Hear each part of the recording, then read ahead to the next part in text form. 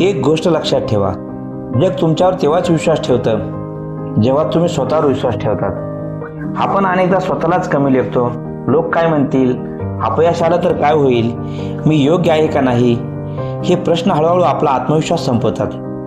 पण एक सत्य आहे, तुम्ही जे विचार करतात तसेच तुम्ही बनतात. आज आपण प्रत्येकजण जिथे आहे ते आपल्या जुन्या विचारांचा परिणाम आहे आणि उद्या कुठे पोचायचे हे आजचे विचार ठरवणार आहेत. स्वतःवर विश्वास वाढवायचा असेल तर 3 गोष्टी लक्षात ठेवा. पहिली गोष्ट, परफेक्ट होण्याची वाट पाहू नका. सुरुवात करा, शिकता शिकता परफेक्ट व्हाल. दुसरी गोष्ट, तुमची तुलना कुणाशीही करू नका.